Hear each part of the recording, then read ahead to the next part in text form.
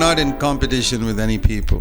ಯಾರ ಜೊತೆನೂ ಹೋರಾಟದಲ್ಲಿ ಇಲ್ಲ, ನಾವು ಸವಾಲು ಒಡ್ತಾ ಇಲ್ಲ. ಇಲ್ಲಿ In Bangalore there are many more churches than in Hulagi.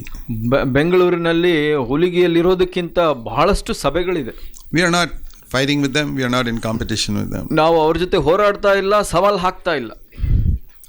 We don't even seek to draw people to our church. ನಾವು ಜನರನ್ನ ನಮ್ಮ ಕಡೆ ಸೆಳೆಯೋದಕ್ಕೆ ಕೂಡ ಪ್ರಯತ್ನ ಮಾಡ್ತಾ ಇಲ್ಲ. We seek to draw people to Jesus Christ. ನಾವು ಜನರನ್ನ ದೇವರ ಕಡೆ ಸೆಳೆಯಲಿಕ್ಕೆ ಪ್ರಯತ್ನ ಮಾಡ್ತೇವೆ. We don't want anybody's money. ಬೇರೆಯವರ ಹಣ ಬೇಕಾಗಿಲ್ಲ ನಮಗೆ. That's why like in other churches we don't pass a bag around. ಅದರಿಂದ ಬೇರೆ ಸಭೆಯಲ್ಲಿ ಅವರು ಕಾಣಿಕೆ ಚೀಲವನ್ನ ಕಳಿಸ್ತಾರಲ್ಲ, ಹಾಗೆ ಕಳಿಸಲ್ಲ ನಾವು. God's word is free. ಯಾಕೆ ಅಂದ್ರೆ ದೇವರ ವಾಕ್ಯ ಉಚಿತವಾಗಿ ಸಿಗುವಂಥದ್ದು. If you make people pay for God's word, that is like showing them some cinema and collecting the money. ದೇವರ ವಾಕ್ಯಕ್ಕೆ ನೀವು ಹಣವನ್ನು ಕೇಳಿದ್ರೆ ನೀವು ಒಂದು ಸಿನಿಮಾ ತೋರಿಸಿ ಹಣ ಇದು ಮಾಡಿದಾಗ ಸೇರಿಸ್ಕೊಂಡಾಗೆ. You know why God's word is free? ಯಾಕೆ ಗೊತ್ತಾ ದೇವರ ವಾಕ್ಯ ಉಚಿತವಾದದ್ದು? I'll tell you. ನಾನು ಹೇಳ್ತೇನೆ. Because it is so valuable that even if you put all your money in it, that's not enough. It is more valuable than that. ಯಾಕೆ ಅಂದರೆ ಅದು ಅಷ್ಟೊಂದು ದುಬಾರಿ ಆದದ್ದು. ನೀವು ನಿಮ್ಮ ಜೀವಿತದ ಎಲ್ಲ ಆದಾಯವನ್ನು ಹಾಕಿದರೂ ಅದಕ್ಕೆ ಸರಿಗಟ್ಟಲಿಕ್ಕೆ ಸಾಧ್ಯ ಇಲ್ಲ. If I put a bag in front of you after preaching God's word, ನಾನು ದೇವರ ವಾಕ್ಯ ಪ್ರಸಂಗ ಮಾಡಿ ನಿಮ್ಮ ಮುಂದೆ ಚೀಲವನ್ನು ಇಟ್ಟರೆ, you put 100 rupees in it, ನೀವು 100 ರೂಪಾಯಿ ಹಾಕ್ತೀರ ಅದರಲ್ಲಿ. See, the word of God is worth only 100 rupees. ದೇವರ ವಾಕ್ಯ 100 ರೂಪಾಯಿ ಮಾತ್ರನಾ? Supposing you put 1 lakh into it, ನೀವು 1 ಲಕ್ಷ ಹಾಕ್ತೀರಾ. The word of God is only worth 1 lakh. ದೇವರ ವಾಕ್ಯ 1 ಲಕ್ಷ ಮಾತ್ರ. You put 100 crores. ನೀವು 100 ಕೋಟಿ ಹಾಕ್ತೀರಾ. I say that's all. ಅಷ್ಟೇನಾ ದೇವರ ವಾಕ್ಯಕ್ಕೆ ಬೆಲೆ? All the wealth in the world is not enough to the value of God's word. ಈ ಲೋಕದಲ್ಲಿರೋ ಎಲ್ಲ ಆಸ್ತಿ ಐಶ್ವರ್ಯ ದೇವರ ವಾಕ್ಯಕ್ಕೆ ಸಮಾನತೆ ಇಲ್ಲ. That is why the true servants of God always give it free. ಅದರಿಂದ ನಿಜವಾದ ದೇವರ ಸೇವಕರು ದೇವರ ವಾಕ್ಯವನ್ನು ಉಚಿತವಾಗಿ ಕೊಡ್ತಾರೆ. There is no charge for it. ಅದಕ್ಕೆ ನೀವು ವೆಚ್ಚ ಕಟ್ಟಬೇಕಾಗಿಲ್ಲ. Because you cannot pay for it. It is so valuable. ಯಾಕೆಂದ್ರೆ ನೀವು ಅದಕ್ಕೆ ಬೆಲೆ ಕಟ್ಟಲಿಕ್ಕೆ ಸಾಧ್ಯ ಇಲ್ಲ, ಅದು ಅಷ್ಟು ಅಮೂಲ್ಯವಾದದ್ದು. And compared to Jesus, compared to Jesus, we are all beggars. ಯೇಸುವಿಗೆ ನಾವು ಹೋಲಿಸಿ ನೋಡಿದ್ರೆ ನಾವೆಲ್ಲ ಬಡವರು, ಭಿಕ್ಷುಕರು. Supposing a king comes here. ಇಲ್ಲಿ ಒಬ್ಬ ರಾಜ ಬರ್ತಾನೆ ಅಂತ and he collects 200 beggars. ಇಲ್ಲಿ ಒಂದು 200 ಭಿಕ್ಷುಕರನ್ನ ಕೂಡಿಸ್ತಾನೆ ರಾಜ. 200 beggars.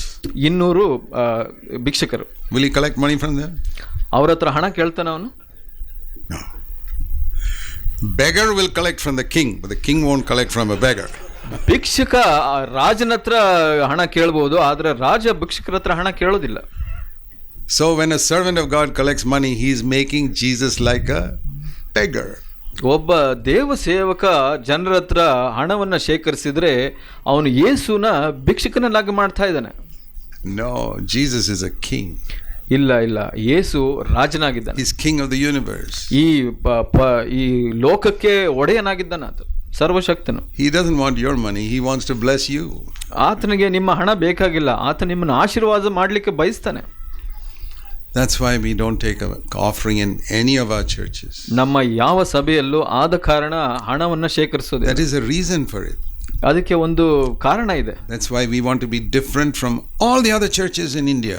ಅದರಿಂದ ನಾವು ಎಲ್ಲಾ ಸಭೆ, ಭಾರತದಲ್ಲಿರೋ ಎಲ್ಲ ಸಭೆಗಿಂತ ವ್ಯತ್ಯಾಸವಾಗಿರ್ಲಿಕ್ಕೆ ಬಯಸ್ತೀವಿ. We are not in competition, but we want to be different. ನಾವು ಹೋರಾಡ್ತಾ ಇಲ್ಲ, ಆದ್ರೆ ನಾವು ವ್ಯತ್ಯಾಸವಾಗಿರ್ಲಿಕ್ಕೆ ಬಯಸ್ತೀವಿ. Because when Jesus preached, ಯಾಕಂದ್ರೆ ಯೇಸು ಪ್ರಸಂಗ ಮಾಡಿದಾಗ, you read in the Gospels, ಈ ಒಂದು ಸುವಾರ್ತಿನಲ್ಲಿ ನಾವು ನೋಡ್ತೇವೆ, he never passed a bag after he preached. ಆತ ಪ್ರಸಂಗ ಮಾಡಿದ ನಂತರ ಚೀಲವನ್ನ ಕಳಿಸಲಿಲ್ಲ ಕಾಣಿಕೆಗೋಸ್ಕರ. He healed and he never took any money. ಆತ ಗುಣಪಡಿಸಿದನು, ಆದ್ರೆ ಯಾರ ಹತ್ರನೂ ಹಣ ಕೇಳಲಿಲ್ಲ. We want to follow Jesus. ನಾವು ಯೇಸುವನ್ನ ಹಿಂಬಾಲಿಸಲಿಕ್ಕೆ ಬಯಸ್ತೀವಿ. We lift up Jesus. ನಾವು ಯೇಸುವನ್ನ ಮೇಲೆತ್ತುತ್ತೀವಿ. That is why all of our brothers work to earn their living. ಅದರಿಂದ ನಮ್ಮ ಎಲ್ಲ ಸಹೋದರರು ತಮ್ಮ ಜೀವನಾಂಶಕ್ಕಾಗಿ ಕೆಲಸವನ್ನು ಮಾಡ್ತಾರೆ. All the 70-80 elders in all of our churches, every one of them, including me, we earn our own living. ನಮ್ಮ ಎಲ್ಲ ಸಭೆಯಲ್ಲಿ, ನಮ್ಮ 70-80 ಸಭೆಯಲ್ಲಿ 79 ದೇವ ಸೇವಕರು, ಹಿರಿಯರು ನನ್ನನ್ನು ಸೇರಿಸಿ ಕೂಡ ನಮ್ಮ ಜೀವನಾಂಶಕ್ಕಾಗಿ ನಾವು ಸಂಪಾದನೆ ಮಾಡ್ತೀವಿ. We're not saying we are better than others. No. ನಾವು ಬೇರೆಯವ್ರಿಗಿಂತ ಉತ್ತಮರು ಅಂತ ಹೇಳ್ತಾ ಇಲ್ಲ. We say we want to follow Jesus and the Apostle Paul. ನಾವು ಏನು ಹೇಳ್ತಾ ಇದ್ದೀವಿ ಅಂದರೆ ಯೇಸುವನ್ನು ಮತ್ತು ಅಪೊಸ್ತಲ ಪೌಲನನ್ನು ಹಿಂಬಾಲಿಸ್ತಾ ಇದ್ದೀವಿ ಅಂತ ಹೇಳ್ತೀವಿ ಅಷ್ಟೇ. They trusted their Father in heaven for all their needs. ಅವರ ಪ್ರತಿಯೊಂದು ಅವಶ್ಯಕತೆಗೆ ಪರಲೋಕದ ತಂದೆಯನ್ನ ಅವಲಂಬಿಸಿದ್ರು. When they were cursed, they blessed. ಯಾರು ಅವರಿಗೆ ಶಾಪ ಹಾಕಿದ್ರೆ ಅವರು ಆಶೀರ್ವಾದ ಮಾಡಿದ್ರು. That should be our testimony. That is how the glory of God is seen in our life. ಅದು ನಮ್ಮ ಸಾಕ್ಷಿಯಾಗಿರಬೇಕು. ಹಾಗೇನೆ ದೇವರ ತೇಜಸ್ಸು ಮಹಿಮೆ ನಮ್ಮ ಜೀವಿತದಲ್ಲಿ ಬರುತ್ತೆ. We read in 2 Corinthians. 2ನೇ ಕೊರಿಂಥದಲ್ಲಿ ನಾವು ನೋಡ್ತೇವೆ.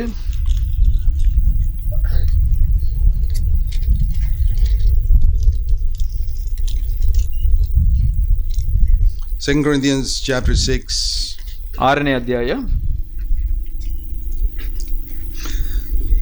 Let's first look at 1 Corinthians 4, then we'll go to 2 Corinthians 6. 1 ಕೊರಿಂಥ 4ನ್ನ ಮೊದಲು ನೋಡ್ಕೊಳ್ಳೋಣ, ನಂತರ 2ನೇ ಕೊರಿಂಥ 1 Corinthians 4, Paul is saying, ಇಲ್ಲಿ ಪೌಲನು ಹೇಳ್ತಾ ಇದ್ದಾನೆ, 1 verse ಕೊರಿಂಥ 12ನೇ ವಚನ, we toil working with our own hands. ಸ್ವಂತ ಕೈಗಳಿಂದ ಕೆಲಸ ಮಾಡಿ ದುಡಿಯುವವರು ಆಗಿದ್ದೇವೆ. When we are reviled, we bless. ಬೈಸಿಕೊಂಡಾಗ ಹರಸುತ್ತೇವೆ. When we are persecuted, we endure. ಹಿಂಸೆ ಪಟ್ಟು ಸಹಿಸಿಕೊಳ್ಳುತ್ತೇವೆ. When we are slandered, we try to conciliate. ಅಪಕೀರ್ತಿ ಹೊಂದಿ ಆದರಿಸುತ್ತೇವೆ. And if people treat us like the scum of the world and the dregs of all things until now, that's okay with us. ನಾವು ಈವರೆಗೆ ಲೋಕದ ಕಸವೋ ಎಲ್ಲದರ ಹೊಲಸೋ ಎಂಬಂತೆ ಆಗಿದ್ದೇವೆ, ಆದರೂ ಪರವಾಗಿಲ್ಲ. Because we don't want the honor of this world. ಯಾಕೆಂದ್ರೆ ಜನರ ಒಂದು ಮಾನ ಮರ್ಯಾದೆ ಬೇಕಾಗಿಲ್ಲ ನಮಗೆ. In 2 Corinthians 6, 2 ಕೊರಿಂಥ 6ರಲ್ಲಿ ನೋಡಿ, verse 4, 4ನೇ ವಚನ, in everything we commend ourselves as servants of God. Chapter 6, verse 4. ಇಲ್ಲಿ ಹೇಳುತ್ತೆ, ಸಂಕಟದಲ್ಲಿಯೂ ಕೊರತೆಯಲ್ಲಿಯೂ ಇಕ್ಕಟ್ಟುಗಳಲ್ಲಿಯೂ we commend ourselves as servants of God. ನಾವು ಎಲ್ಲ ಸಂಗತಿಗಳಲ್ಲೂ ದೇವ ಸೇವಕರೆಂದು ಹೇಳಿಕೊಳ್ಳುತ್ತೇವೆ. In what all things? ಎಲ್ಲ ಎಂತ ವಿಷಯಗಳಲ್ಲಿ?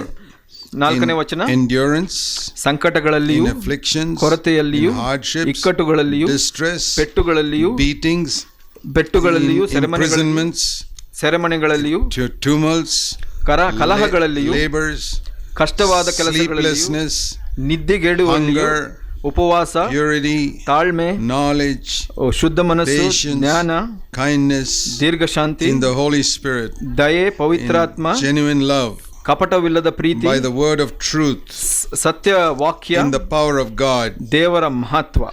Verse 8, glory and dishonor, 8ನೇ ವಚನ, ಅವಮಾನ, ಕೀರ್ತಿ, evil report, good report, ಅಪಕೀರ್ತಿಗಳನ್ನು ಹೊಂದಿದವರಾಗಿದ್ದರು, regarded by others as deceivers, but we are true, ಮೋಸಗಾರರೆನಿಸಿಕೊಂಡರೂ ಸತ್ಯವಂತರು, unknown to the world but well known in heaven, ಅಜ್ಞಾತರೆನಿಸಿದರೂ ವಿಜ್ಞಾತರು, dying but we live, ಸಾಯುವವರಾಗಿ ತೋರಿಸಿದರೂ ಬದುಕುವವರು ಆಗಿದ್ದೇವೆ. 10 sorrowful but always rejoicing, ಶಿಕ್ಷೆ ಹೊಂದಿದರೂ ಕೊಲ್ಲಲ್ಪಟ್ಟರು ದುಃಖ ಪಡುವವರಾಗಿರು ಬಹು ಸಂತೋಷ ಉಳ್ಳವರಾಗಿದ್ದೇವೆ. poor but making many rich, ಬಡವರಾಗಿದ್ದರೂ ಅನೇಕರಿಗೆ ಐಶ್ವರ್ಯವನ್ನುಂಟು ಮಾಡುತ್ತೇವೆ. having nothing but possessing all things.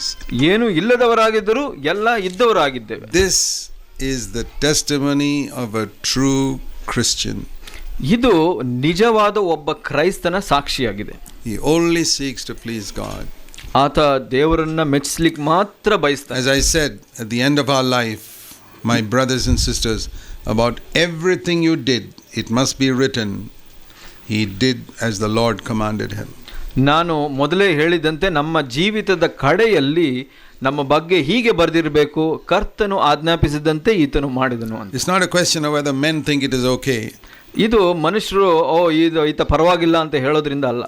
You know, sometimes when children are tempted to cheat in the school in examination, ಮಕ್ಕಳುಗಳಲ್ಲಿ ಒಂದು ವಂಚನೆ ಮಾಡಲಿಕ್ಕೆ ಬಯಸಬಹುದು. other students may say, everybody does it, it's okay.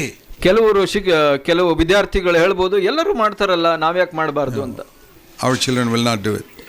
ಆದರೆ ನಮ್ಮ ಮಕ್ಕಳು ಹಾಗೆ ಮಾಡಲ್ಲ. I remember asking one of my children when he was in school. ನನ್ನ ಮಗ ಶಾಲೆನಲ್ಲಿರುವಾಗ ಒಬ್ಬ ಮಗನಿಗೆ ನಾನು ಕೇಳಿದೆ. I said, you know all the students in your class now for many years. ನಿನ್ನ ಕ್ಲಾಸ್ನಲ್ಲಿ ತರಗತಿನಲ್ಲಿರೋ ಎಲ್ಲ ಮಕ್ಕಳು ನಿನಗೆ ಗೊತ್ತಿದೆ ಇವಾಗ. Tell me who all cheat in the examination. ಯಾರೆಲ್ಲ ವಂಚಿಸಿದ್ದಾರೆ ಪರೀಕ್ಷೆನಲ್ಲಿ ನನಗೆ ಹೇಳು. He said, Dad, everybody cheats except two of us, and we are both from CFC.